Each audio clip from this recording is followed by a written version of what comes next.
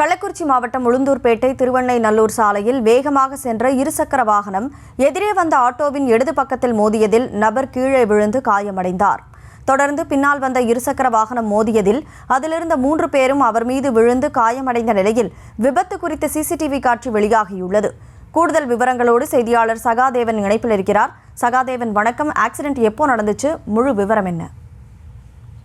வணக்கம் கனிமொழி. கள்ளக்குறிச்சி மாவட்டம் உளுந்தூர்பேட்டை திருவெண்ணெய்நல்லூர் சாலையில் அதிவேகமாக சென்ற இருசக்கர வாகனம் எதிரில் வந்த ஆட்டோவின் வலது பக்கத்தில் மோதி கீழே விழுந்த இருசக்கர வாகனத்தை ஓட்டி வந்த உளுந்தூர்பேட்டை அண்ணா நகர் பகுதியைச் சேர்ந்த துரைராஜ் என்ற கட்டிட தொழிலாளி காயமடைந்த நிலையில் அவருக்கு பின்னால் வந்த மற்றொரு இருசக்கர வாகனம் துரைராஜ் மீது மோதி கீழே விழுந்தது. இதனிடையே விபத்துக்குள்ளான ஆட்டோவின் பின்பக்கம் சென்ற மற்ற இருசக்கர வாகனங்கள் ஆட்டோவின் மோதி கீழே விழுந்ததில் அடுத்தடுத்த 4 பேர் காயமடைந்தவர்கள் கள்ளக்குறிச்சி மாவட்ட அரசு மருத்துவமனையில் சிகிச்சை பெற்று வருகின்றனர். இந்த விபத்தில் நடந்த காட்சி அந்த பகுதியில் இருந்த சிசிடிவி கேமராவில் பதிவாக உள்ளது.